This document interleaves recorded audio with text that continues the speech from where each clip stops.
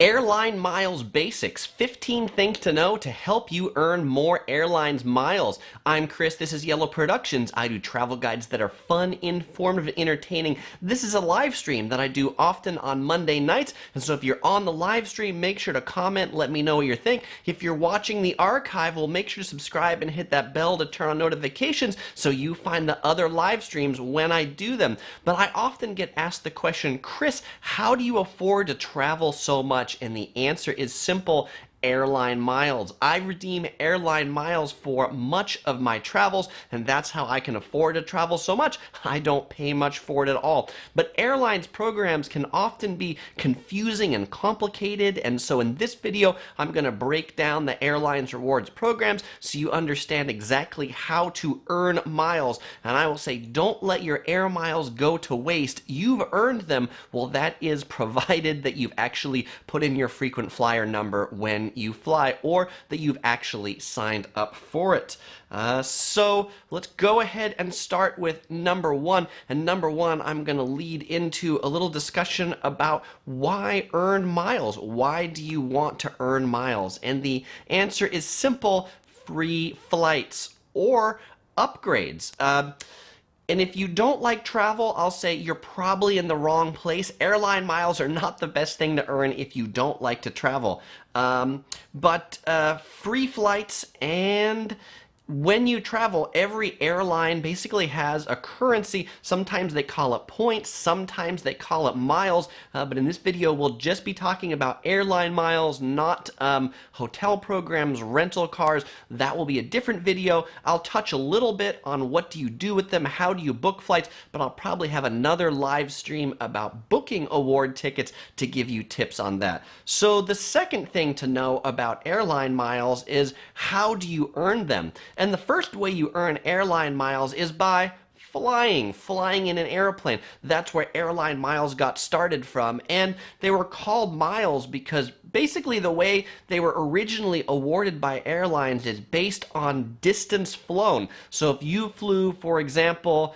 Los Angeles to New York City, you would earn about 2,500 miles because that's how long that trip was. Now, we'll talk about in the next number revenue-based versus distance-based, and that is a lot of airlines have actually been going to based on how much you spend and away from how much you fly, and I'll talk about why that is in the next section. But my favorite way to earn airline miles actually isn't flying. My favorite way to earn miles is by credit cards. I think credit cards are some of the best ways to earn airline miles because, man, flying is hard. You have to spend a lot of time flying and flying a long way, and now spending a lot of money on tickets to earn any decent amount of airline miles. But credit cards, and we'll talk more in detail about credit cards and further numbers, but the credit cards, some have really great bonus signups, and so many credit cards have something to say, well, every dollar you spend on the credit card, you'll get 1 airline mile. But when you open the credit card, you'll get 60,000 miles after spending $3,000. That is one of the most lucrative ways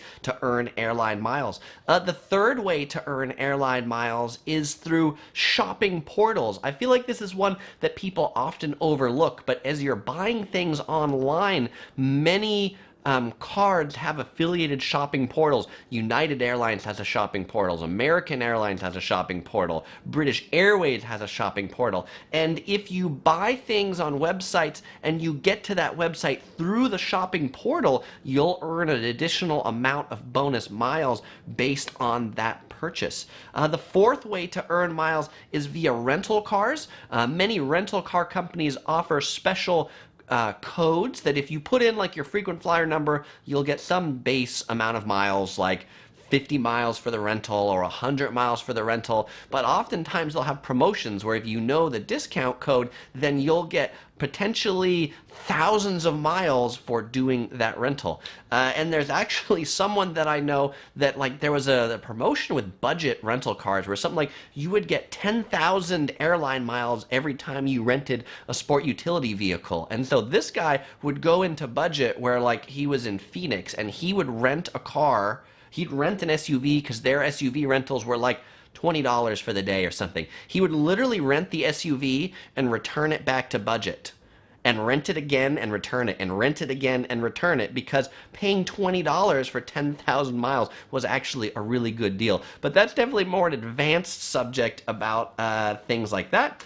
Let's see, what, 1, 2, 3, 4. The fifth way to earn airline miles is via partner deals. A lot of airlines will have things like, if you sign up for a Fidelity, checking or investing account, you could get some bonus miles. Or you sign up for DirecTV, you could get some bonus miles. There's a lot of deals like that. Some of them don't require a big upfront commitment or long-term commitment, and so I will do those when they make sense, when I don't have to lay down a bunch of money, or if it's just deposit some money in a bank account and wait to get the bonus and then pull it out. Another way to earn airline miles is when the airline makes a mistake. United is very good about this, that if there is an issue on United, like your audio visual doesn't work, like the screen doesn't work, you can let United know. You can send them an email afterwards, or you could ask them on the plane, and then they may send you 10,000 miles for the inconvenience of your seatback audio visual not working. Flight delays, things like that. Airlines often offer miles and compensation, and a lot of times I will take the miles over the monetary credit that they'll give, because I find those miles to actually be more valuable and flexible than perhaps their $150 certificate that you can only use on certain flights on every third Tuesday with a certain fare class. Those things can be kind of annoying. And the last way to earn miles is to transfer them into the airline. For example, you might be able to transfer them from hotel programs, but my favorite way to transfer miles into airline programs is actually with Chase Ultimate Rewards. We'll talk about that a little more as we go on, but Chase has a line of what they call the Sapphire cards, the Freedom cards, or the Ink cards that earn these points called Ultimate Rewards, and they transfer to 15 different partners that include airlines, and so that's a great way to earn them. Hi to Melanie on Facebook. We'll go to a few comments and then I'll go on to number 3. Good evening to Chinmay, Grovel, Mango, Jake, McShane, Mr. Viper, and 604 Jimmy says, I've been collecting for years and I fly once a year, but I haven't been able to redeem anything. 604 Jimmy, I'm curious, what airline currency are you collecting in? What airline are you stocking up those miles in?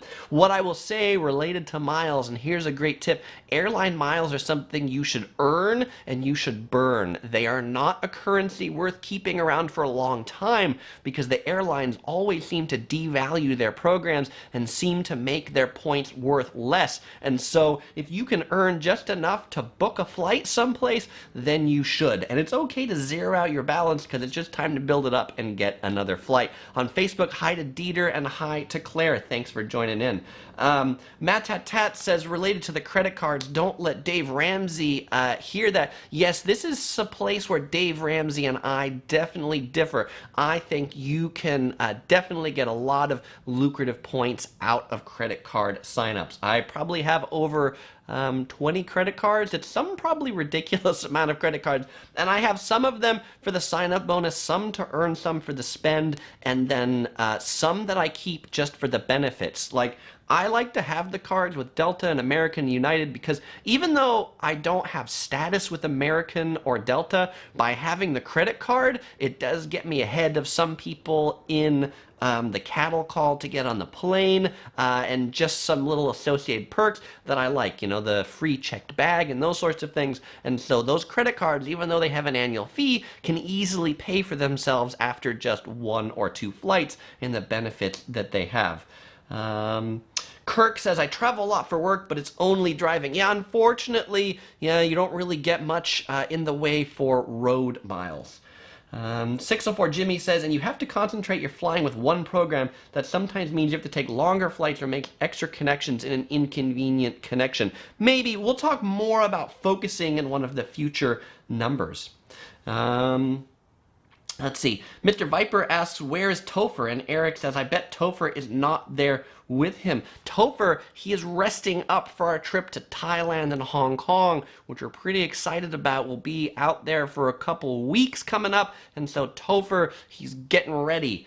Chinmay says, I wonder if Southwest does that. You wonder if Southwest does what? Southwest is kind of a different program. We'll talk about that in number 3. So let's go on to number 3, which is the third thing you need to know about collecting airline miles and airline miles basics is that there are basically 2 types of airline miles programs and 2 types of ways you earn miles. One is distance-based and the other one is revenue-based. So what's the difference? Distance-based is based upon how many miles or the distance that your flight has flown, and that's how the points are accrued or given to you. So for example, if you're going San Diego to San Francisco, which is something like 400 miles, after you've taken that flight in a distance-based program, you would get 400 miles. But maybe. But most programs are now based on revenue. And so the revenue programs, like Southwest is a pretty simple one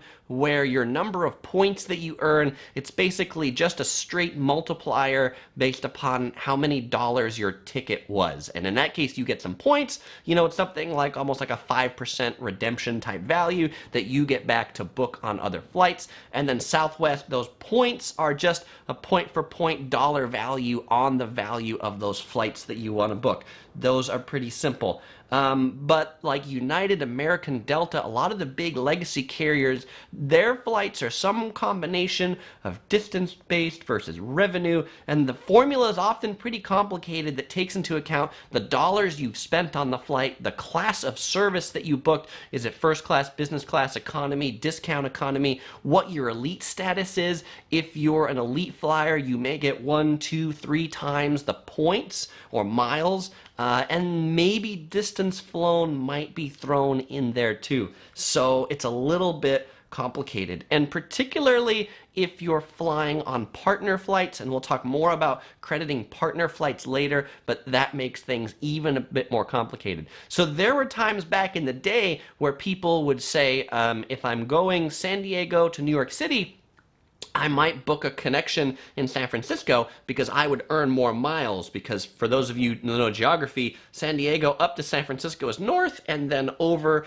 to New York City, and so you get about 300 more flight miles if you take that route, which might be worthwhile. This new revenue-based program has kind of thrown that out the window. And the reason why a lot of airlines have gone to revenue-based is for people who would just do mileage runs. They would look for the cheapest fares that would take them the furthest, and those cheapest fares that would take them the furthest might be, you know, $100 if there was like a mistake fare to go from Los Angeles to Singapore, and they would earn a ton of miles. And some people would literally just fly those flights to earn the points to then redeem for better flights later.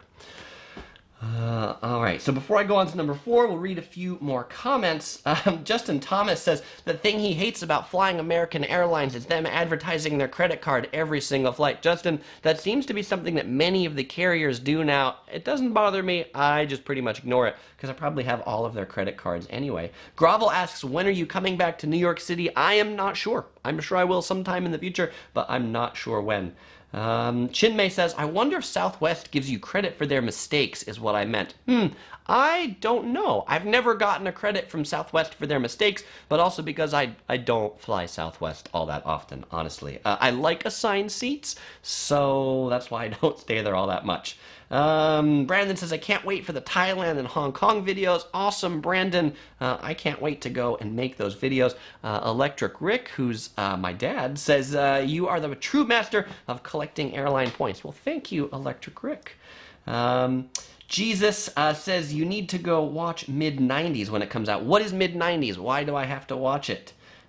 Justin says, Qantas has a hybrid system, distance-based, but takes into consideration fare class. Not just cabin, but flexible fares earn more than cheap fares. Yeah, that's a typical thing that a lot of airlines have gone to.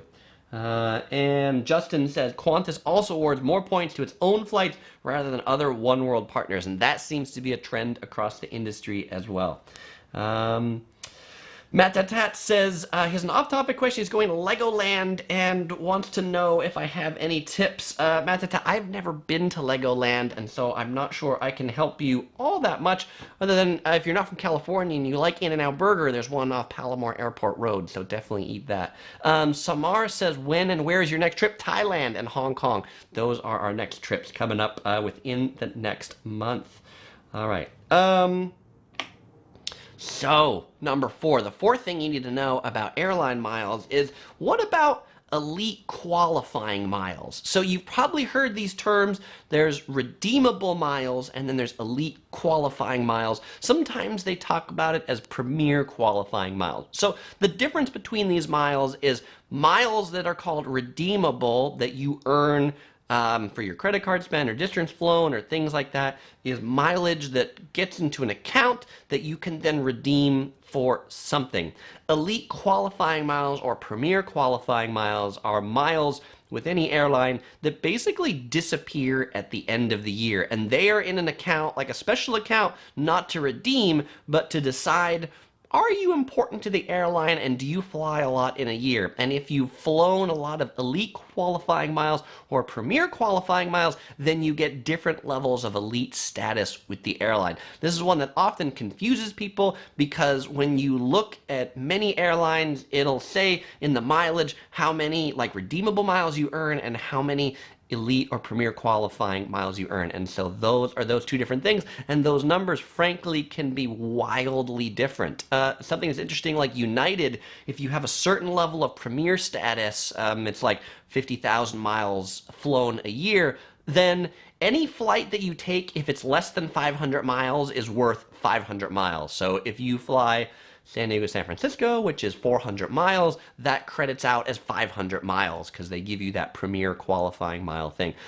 Some airlines have credit cards that may earn elite or premier qualifying miles, but just know that those elite miles can't be redeemed for anything. If your goal is to redeem for future travel, then you want to focus on the redeemable travel.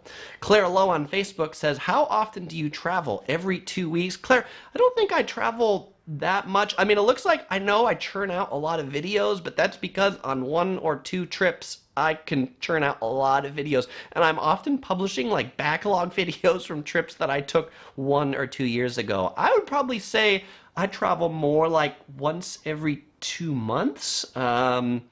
I mean, sometimes it might be every month for a trip, but then they wouldn't be big trips. They'd be pretty small trips that I would take in there. And OC Girl and I, we typically take a couple of big trips a year. So like Thailand and Hong Kong is an example of a big trip. Our other one was Seoul this year.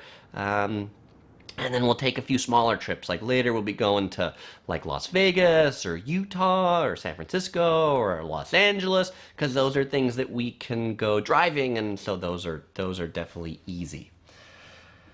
Tanner Wilson says, you making my sister very, very jealous. Thailand is her #1 travel destination. We'll have to show her those videos when they come out. Tanner, that's excellent, and I hope your sister makes it to Thailand soon. Drew Lawson asks, hey, how come your videos say Yellow Productions with 1 W and sometimes it says 2 Ws? That's a great question. When I started my YouTube channel, I called it Yellow Productions with 2 W's, just like you see right here on my shirt. Why 2 W's? Well, because when I went to register a domain name, all the domain names that just had 1 W were taken, so I registered yellow.net with 2 W's, and that was what I created my channel name as, yellow.net with 2 W's. Except this kind of had a problem on YouTube, is that when people would type in Yellow Productions with 2 W's, YouTube would think 2 W's was a spelling mistake and auto-correct it to a single W, and then people wouldn't find my channel. So because YouTube thinks it's smarter than people, I actually changed my channel name to Yellow Productions with just 1 W. Just like this, Yellow Productions with 1 W. So this is what you see on a lot of my updated channel banners and things like that. I've not updated all my t-shirts, and I've not updated all the older videos because I can't go back and do it, but you'll see everything with just 1 W now, so that YouTube and Google don't think you are misspelling anything. All right. I've been talking for 20 minutes now. It is time for me to take a drink, and there's always a question in these live streams about, Chris, what are you drinking today? And today, I am drinking some refreshing and aromatic jasmine tea by Ito En that I bought from Mitsuwa. Mitsuwa is a Japanese supermarket here in Southern California. When you buy a drink, when you take it out of the store, they put a little sticker on it that says paid. That way they know you're not stealing it. This is a very typical Japanese thing to do, putting stickers that say paid on drinks and small items that you purchase. All right, let's go on to tip number 5. The 5th thing to know about airline miles, earning airline miles, is what you should redeem them for.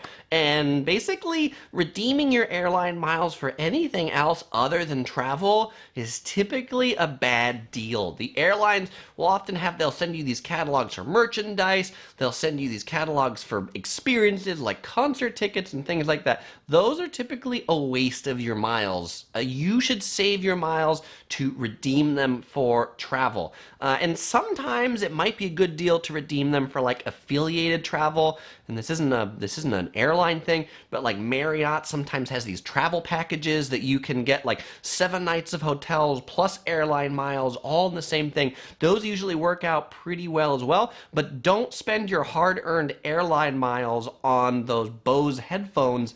You will be wasting your points and you won't get a very good deal on it. Same thing for Amazon, same thing on that, because if you think about it, when you redeem it for those sorts of things, the airlines had to shell out their cold hard cash to get those items, whereas if you're just taking a seat on a plane, they didn't really have to spend anything to give you that seat. That was something they already had. Melanie on Facebook says, I should sell yellow branded socks. I like cool socks. Melanie, I'm trying to figure out the whole merchandise thing a little bit. I know people have been asking. I've had a few places where I printed these shirts that I put the shirts online. I will try to figure out something better to do, maybe some yellow socks or, do the shirts better, something like that. Marco on Facebook says, greetings from Switzerland. We will be in Las Vegas in November, flying American Airlines. Appreciate your helpful videos about Las Vegas. Marco, thank you very much. I hope you have a great time in Vegas. Remy D says, what's the best airline for the point-to-mile rate? Remy, my preference is United Airlines. I like Star Alliance. I think Star Alliance has a great set of partners that you can book with. And so that's actually something to think about as you earn airline miles. I'll probably talk about this a little bit more as we go on. But it's not just how much you can redeem it for, but it's if you earn a currency with this airline, does this airline go where you want to go? If it doesn't go where you want to go and they don't have the transfer partners that you want to transfer them to, then they're not very valuable. The least valuable of the big American carriers is Delta. Delta miles, they're known as Sky Miles, but they're also known in the frequent flyer community as Sky Pesos because they are worth about as much as a peso. That's the Mexican currency. Pesos are not worth a lot. And so people who have a lot of Delta points usually end up saying, I have all these points and I can never redeem them for anything because there's either not flights available that they want, the transfers are bad on partner airlines.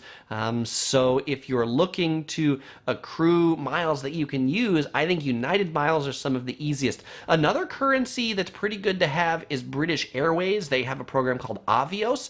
And the reason why Avios is good is that British Airways has a distance-based redemption. So, and this isn't really a video about redemptions, but I'll talk about it a little bit, and that redemptions of the miles, if you're redeeming for flights, is typically based on something like geographic areas. So, for example, for United Airlines, if you're redeeming an economy round-trip ticket within the United States, it is 25,000 miles.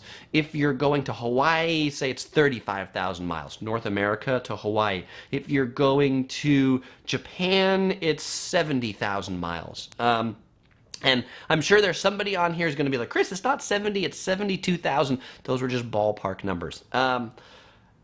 But what's interesting about British Airways, because their redemption chart is distance-based, if you are flying a very short flight, like San Diego to Los Angeles, which could be quite expensive, you could, like that flight might actually be $800. It might only be 4,000 British Airways Avios to fly that flight because they look at the distance to determine how many British Airways Avios points to deduct from your account.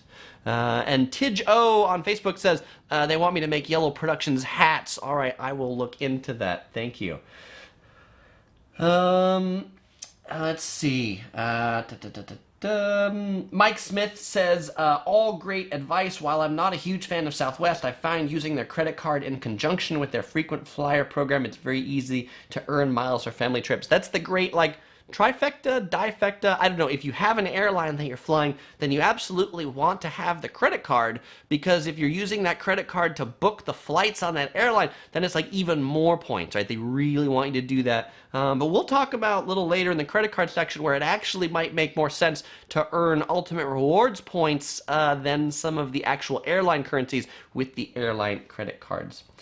Michael Dunn says, are there any hotel groups that partner with airline programs? I've earned passes to United Club a few times staying with Hyatt. Yeah, Michael, I think most like the big American hotels like often all have an airline partner, it seems like now.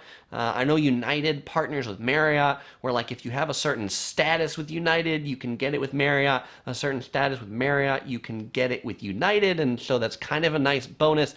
Though usually the transfers between airline to hotel programs, you usually lose a lot of value in that, so I typically don't do that. Marco asks if I use miles to upgrade, and so we're going to talk about upgrades in number 7, so hold that thought. All right, let's go on to number 6 so that we can actually get to number 7. So number 6 is that not all miles are created equal. That's the 6th thing you need to know about airline miles, is that not all miles are created equal. And what do I mean by that? Well, somebody asked the question about what has the best value, what's the best currency, and so every different airline has different award charts or different ways that they value the miles to decide how you redeem them. And just because you collect them doesn't mean you can use them, which is why I say United miles are generally more valuable than Delta Sky miles. Also because some airlines can have crazy surcharges. British Airways is an example that can often have crazy surcharges for redeeming your miles. So it's like one of those where like you go, okay, and say, I'll redeem these miles for a business class ticket, Los Angeles to London, that should be free, but yet somehow there is a $2,000 surcharge on that ticket. That is insane. And so British Airways Avios are really bad if you're redeeming for business class travel because they have these ridiculous surcharges. And then I mentioned earlier that having a transferable currency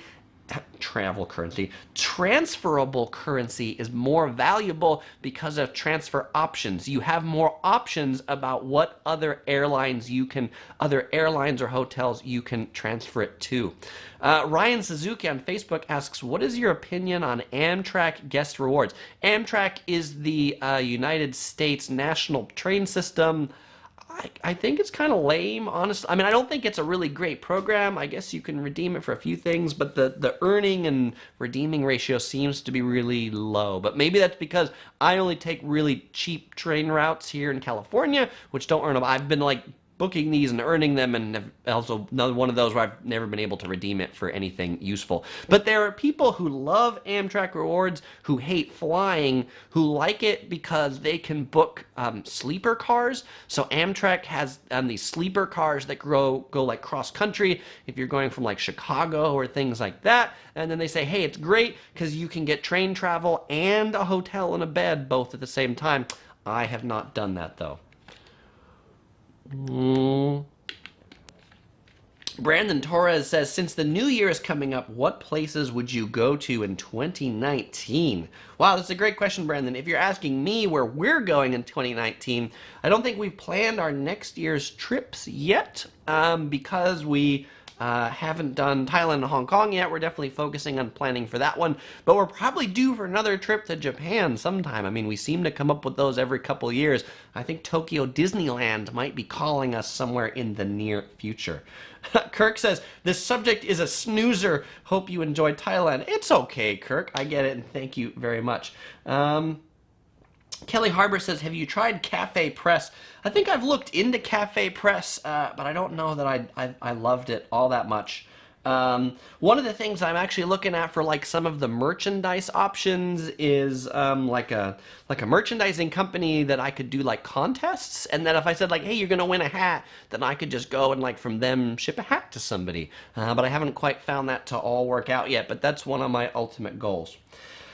Titus says, hi Chris, I found some credit cards have a high annual fee. Is it worth it to keep those cards over the years? Titus, it depends on the credit card. I will tell you, I am a holder of the American Express Platinum card. That one has a $550 a year annual fee. I do find that annual fee valuable. I also have the Chase Sapphire Reserve card. That one has like a $400 annual fee, but I think that's just some math you have to do to see if it makes sense for you that you actually earn things back on that. Both those cards give like a certain amount of travel credit every year. The Platinum card gives like Uber credits, and so like between like the Uber credit and the travel credit, that's like already $400 of value towards that $550 annual fee. If I use the global entry value voucher, that's another $90, and I've only got to find $60 of value to make that back up again. But there are some credit cards, yeah, they're not worth keeping. They're worth signing up for and then canceling at the end because really high. I had the Citi Prestige card, which is a pretty interesting one because that one, it's not an airline card, it's a hotel card, and you can get like it's like the fourth or fifth night free at hotels, and there was one, it's a $400 annual fee, and one year we were going to the Andaz Hotel in Maui, we were going to some other expensive hotels, so if you're booking some hotel that's like $500 a night for hotel rooms, then that card makes itself up just in one hotel booking if you get one free hotel night that's $500 for the $400 annual fee. Grovel says, American Express Platinum, you are only one away from the American Express Centurion card. Yeah, I think the Centurion card, it's like, what, that's the one that's like $1,000 or $2,000 annual fee. I don't know. I probably won't be there for a long time. Justin Thomas says Australian Airlines have very high surcharges on award bookings, and the economy flight from Sydney to LAX can be almost as much as the cash fare. It is a much better value to upgrade to business. Tanner Wilson says, if you go to Tokyo coming up, would love to see you check out the prep for the 2020 Tokyo Olympics. He'll be getting into high gear in 2019. That'd be cool, Tanner. I would love to see what the prep is looking like there. And Tanner asks if there's any interest in visiting Canada. Always. We just haven't, like, we'd love to go to Vancouver, maybe to Whistler or something like that. We just haven't made it yet. All right. The seventh thing to know about airline miles is premium class travel gets you the best redemption value. So often people ask like, hey, what's the value of an airline mile? And so if I'm booking things on United using United miles and I'm booking an economy ticket, my goal will be to try and get at least 3 cents per mile. So an example of that is Los Angeles to New York City, 25,000 miles. I'd be looking at fares that were at least $750.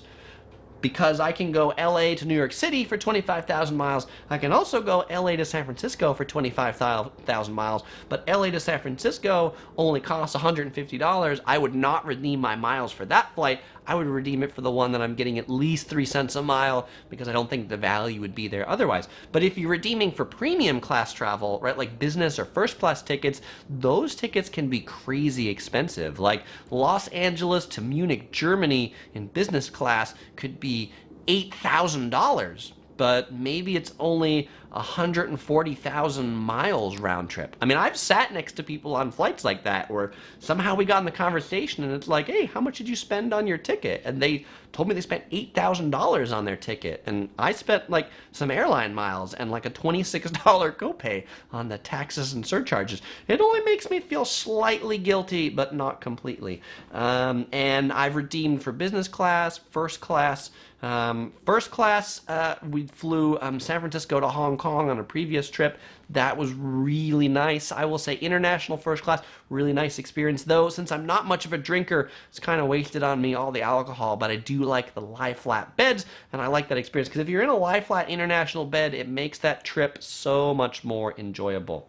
Grovel asks if I've used miles to upgrade to first class yet. Yeah, it depends, and it depends on the surcharges. So upgrades can be reasonable if the copay isn't huge. And so some of that also depends on the airline, depends on the fare class that you've booked. If I can upgrade to a higher class of service and only use miles and not pay a copay of like more than $100, then I might do that. But when sometimes I've looked at flights and it's like, there was a flight recently that I took that like the buy-up offer from economy to business class was like $650, or it was 25,000 miles and $500. And that's like one of those ridiculous things where it's like, why would I pay $500 and 25,000 miles when the total buy-up charge is only $650? Right? This like $150 is the difference for 25,000 miles. And talking about the calculation, those miles are worth much more than half a cent a piece. We already talked about British Airways and that you should avoid British Airways. The eighth thing to know about earning airline miles, and this one's just a little bit on the redeeming airline miles side, is that not all award options are available online. Booking award tickets can sometimes be the hardest thing to do with your miles because people go to their carrier's website, they search them, and they say, oh, there's nothing where I want to go, and so I never spend them.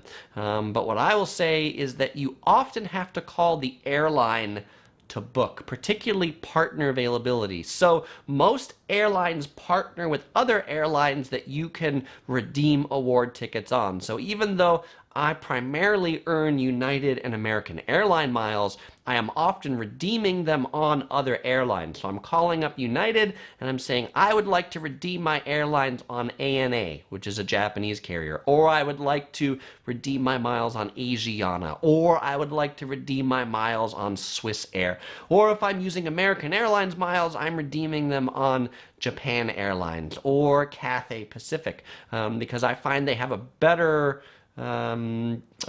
just general experience, and also a lot of the international carriers have better award availability than the main North American carriers, but because you can't see it on their website, people don't book it. Like if we get into the advanced things, and I'll talk about this in a future live stream, talking about how to book award tickets, but there are a lot of other websites that you can use to search award availability. There's one called Expert Flyer, sometimes like the Qantas website, or other airlines' websites are better engines to search within the alliance that airline is in. Melanie says, hey, I just noticed something was missing. What happened to the hand that held the number cards? That's a great question, Melanie, and nothing happened to the hand. The hand is still here, but actually, for the folks that are watching on YouTube, I've got the numbers that are just now in the upper corner that are displaying there. And as I'm kind of progressing in this live stream and this new setup that I've got, I'm still streaming to Facebook from my phone, but eventually my goal will be to stream to Facebook from the same system I've got going to YouTube, which then will have the numbers superimposed up there in the corner. And I've got this fancy new box right here that I use to like drive and click those numbers forward. All right, so that's it. That's called the X keys, by the way. All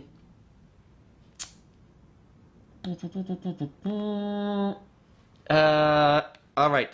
Kirk says, are you planning to get a SIM card when you go to Thailand? Kirk, I've got T-Mobile, and so they've got some like basic 2G international access when I go places.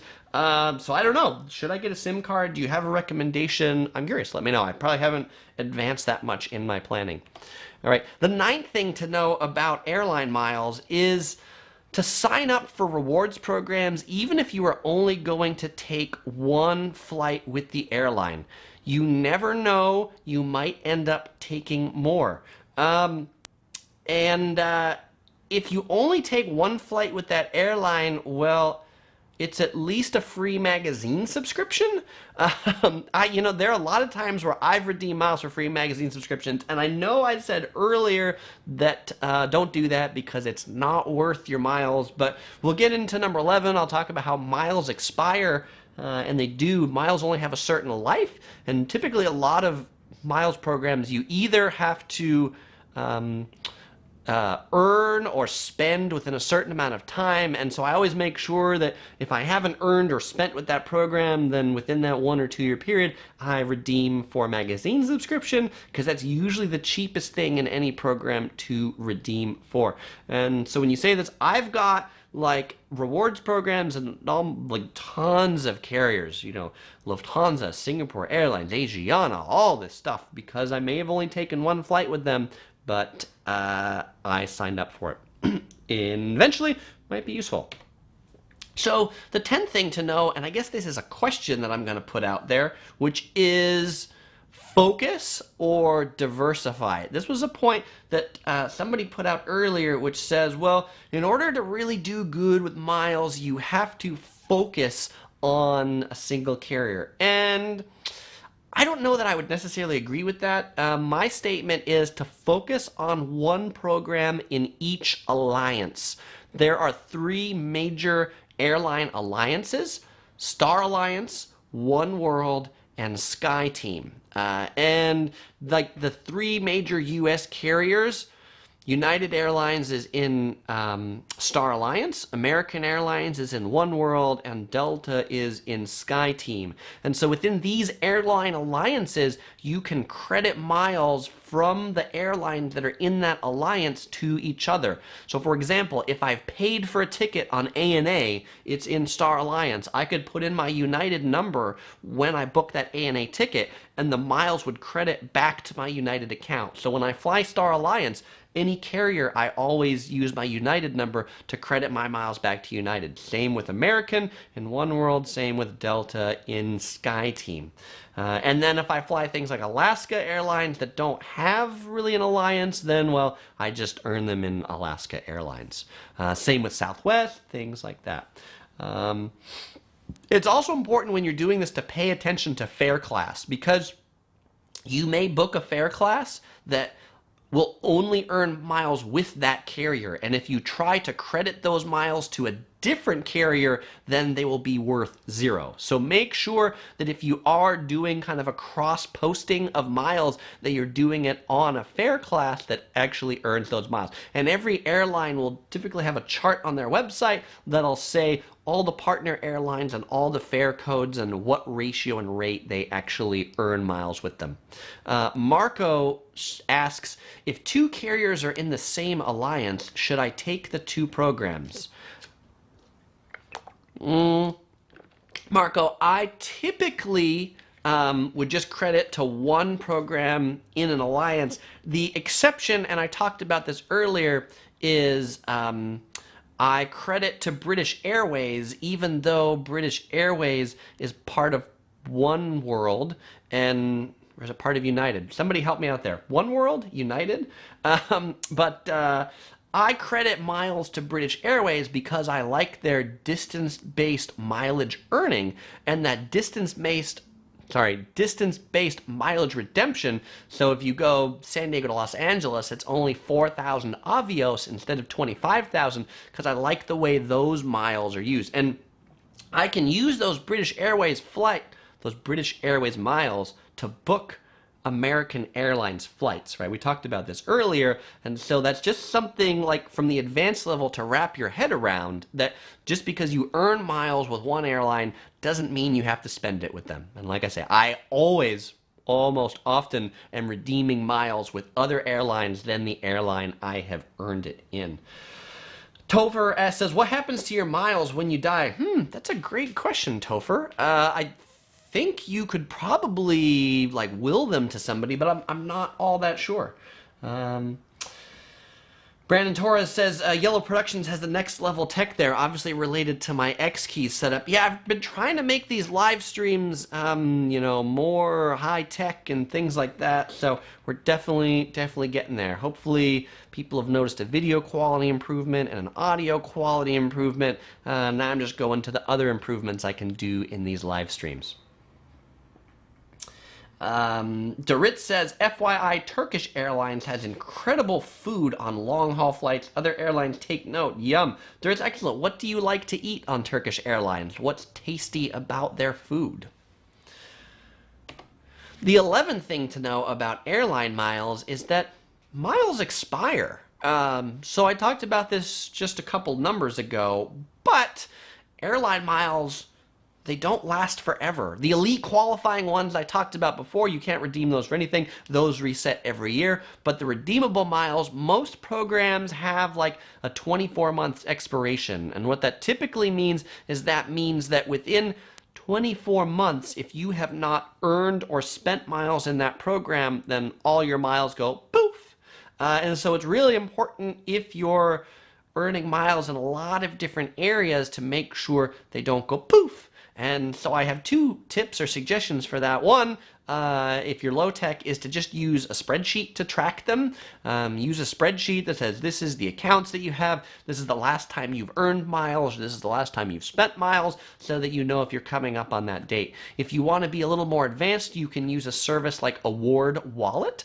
Award Wallet, that's one word, is a service that is kind of like Mint, mint.com. Mint.com is one you can like aggregate all of your financial accounts to. Award Wallet is one you can aggregate the data from all your frequent flyer accounts. It'll log into them every couple of days and tell you whether they're close to expire, how many miles you have in them. And so I think if you're in a lot of programs, that is a pretty useful feature. Tanner Wilson, before I go on the 12, let me go back to 11. Tanner Wilson asks, what's the best airline to fly to Thailand? Tanner, I really like Thai Airways. I think Thai Airways has great service. But I mean, obviously, Tanner, it depends where you're coming from to really answer that question. But Thai Airways is one, when I flew in their business class before, I think I was flying Hong Kong to Taiwan, which, by the way, Taiwan is not Thailand. Hong Kong to Taiwan on Thai Airways was like filet mignon, really great food in their business class. But we are flying on United Airlines because the fares were like super cheap. It was something like, you know, $800-900 round trip LA to Thailand, Hong Kong, and then back. So can't beat that. And then because I've got like a gazillion miles with United, then I get the free economy plus seats and things like that. So that works out pretty good. All right, the 12th thing to know about airline miles is mileage runs. Mileage runs. You may have heard the term mileage run before. I talked about it earlier in the live stream, but a mileage run is basically going the furthest for the cheapest price. And this used to work really well on the programs that were distance-based because you could get a cheap ticket and go a long way, or a cheap first-class ticket and go a long way, and you would almost like make money by taking these flights because you could redeem these things for later. It just took your time to sit on these flights. Now, mileage runs don't really work well with the revenue-based programs because if you didn't spend much money for the ticket, then you're not going to earn much for the mileage run. Where mileage runs have utility now is to earn elite status. So that might be something, you know, I've done it a few times where I've gone Los Angeles to Singapore, and I've stayed in Singapore for like a day and a half and then turned around. Why was I going there? Because it was only $600 to go Los Angeles to Singapore round trip, and I would earn, you know, 16,000 elite qualifying miles, which would be enough to get me on the next tier with the airline. Hey, in my day and a half in Singapore, I do a few travel videos too, so it all worked out. There are some people that do that and they're crazy. They'll like go from Los Angeles to Singapore, stay in Singapore for 3 hours, get back on the flight, and go back to LA. I am not nearly that crazy. But there are some people in the frequent flyer community that are like, we'll have a contest to say like, hey, when the new year comes around, how fast can they get like executive platinum status on American Airlines? I think there was one guy that like in 5 or 7 days, basically he just went back and forth from Los Angeles to New York City, LA to New York, New York to LA, LA to New York, New York to LA. Because at one point they had like another one of these mistake fares or really cheap fares. It was like $100 LA to New York round trip, and this guy literally booked something like 10 round trips LA to New York so that he could get that executive platinum status with American Airlines.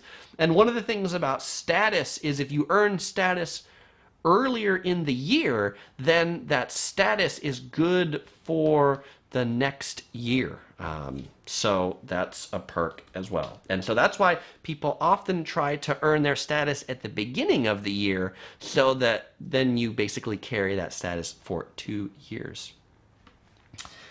Doritz answered my question about Turkish food on Turkish Airlines, and he said the food is Turkish, Middle Eastern, Mediterranean food's unique and amazing. They really focus on quality, unique cuisine. I ate food and desserts on an 11-hour flight. That was freaking delish. Excellent. ZV says, how do you communicate in the foreign countries you travel to? English most of the time. I find English is almost like the universal travel language. Most places can speak a little bit of English. I generally try to learn a few phrases in the native tongue, and then I also carry like Google Translate around on my phone, and then I use Google Translate to help me. Google Translate actually has some really neat like conversational things where you can turn on Google Translate, you can say something to it, and it will translate that into the language that you've said it to. So you can actually hold a conversation between somebody with Google Translate as the intermediary. Doritz said he did a mileage run to Auckland and San Francisco. Brutal. Yeah, that is a long flight, Doritz. Pierre0124 says, I used the Japan Rail Pass and toured Japan. Great deal, man. That's excellent, Pierre. Where did you go in Japan? All right, the 13th thing to know about airline miles is about credit cards. And credit cards, I've talked about this before, so I'm just going to touch this lightly. Credit cards are my favorite way to earn airline miles. And Ultimate Rewards is my favorite currency to earn them in because Ultimate Rewards transfer to a lot of different transfer partners, United Airlines, Singapore Airlines, Hyatt Hotels. So I find that I can transfer to a lot of places that I want to redeem them to. And with the Chase Sapphire Reserve card, it earns 3 points per dollar spent on things that they consider travel, which include dining and parking and a lot of those things. And so, like, my United card only earns like 2 points per dollar spent on United, but the Chase Sapphire Reserve will earn 3 points per dollar spent on United. And so it's actually a better deal for me to use the Chase Sapphire Reserve card to earn 3 points to then transfer to 3 miles to United than it is to use the United card to earn any miles. But the best way with credit cards is not on the spend, it's really on sign-up bonuses. Many cards offer very lucrative sign-up bonuses that can be 50, 75,000. The best ones are often like the 100,000 mile sign-ups. And so those are great if you just meet the minimum spend. And so definitely, if you've just got one card and that's as far as you've gotten on it, we'll definitely kind of look at like opening cards and getting that sign-up bonus, because 100,000 miles for something like $5,000 in minimum spend, well, you are earning like 20 points per dollar, which is significantly more than these other things. I think that math works. Maybe it's even more. So Pierre says in Japan, he went to Kanazawa, Nagano, Tokyo, and Odawara. Cool. What was your favorite in Japan, Pierre? And Tanner agrees about the language app, that it was critical outside the tourist areas. Yeah, that's true. In Mexico, if you're in the tourist areas, and a lot of places, if you're in touristy areas, then you get by with English. When you get out of touristy areas in a lot of countries, then English doesn't work so well, including Japan, which obviously I do a lot of videos on. Okay, the 14th thing to know about, the 14th thing to know about airline miles is about shopping portals. I talked about this one a little earlier, but this is another one to like take your airline mileage earning to the next level, and one that a lot of people don't really think about is making your online purchases via shopping portals. And so every airline has one. There are sites online that aggregate and will tell you what shopping portal earns the best rate at a particular website. So you can type in something like Best Buy shopping portal bonus into Google, and you'll find different sites that'll then tell you things like, oh, well, if you buy it through the United shopping portal, you'll get 1 mile per dollar at Best Buy. But if you buy it through the British Airways portal, you'll get 8 British Airways Avios per dollar that you spend at Best Buy. And so that's a way that I look at diversifying my currency. I've earned all of my British Airways Avios through shopping portal buying, because they often have these like 8x bonuses that are pretty lucrative.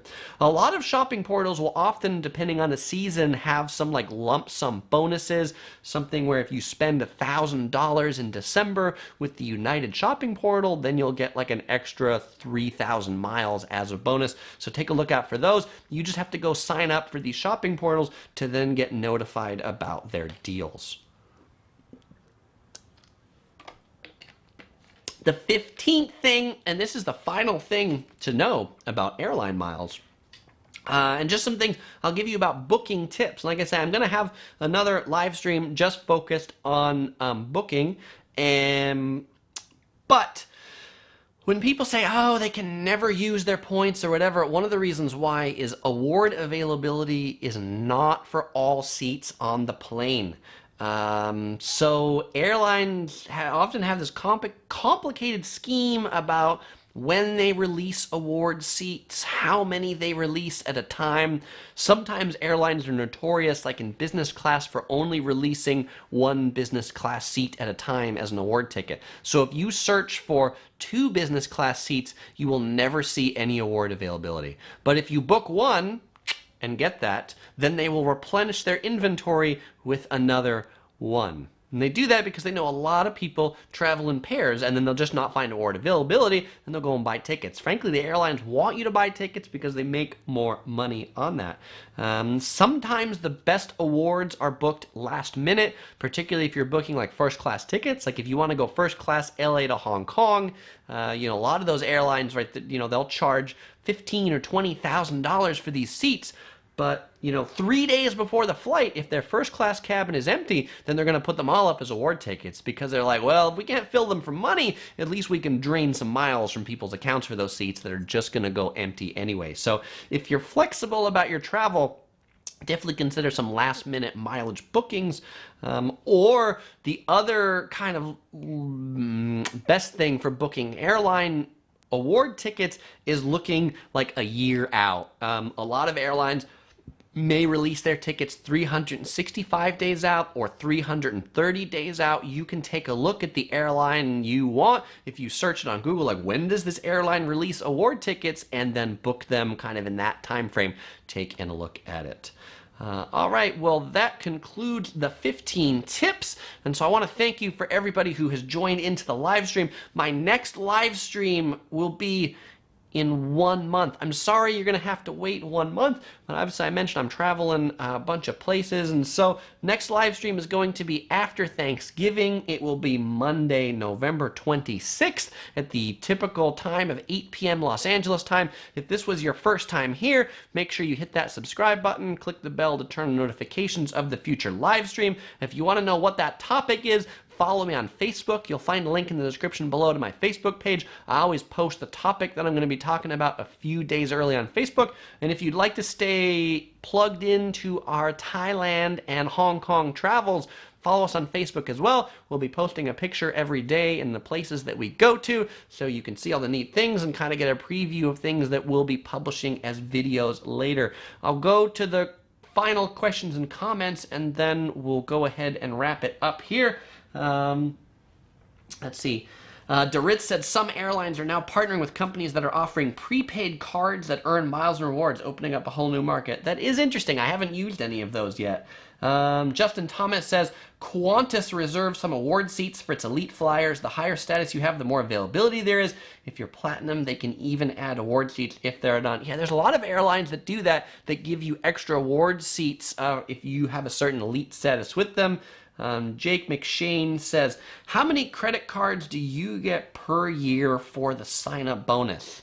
Oh, gosh, I don't know. I'm probably at...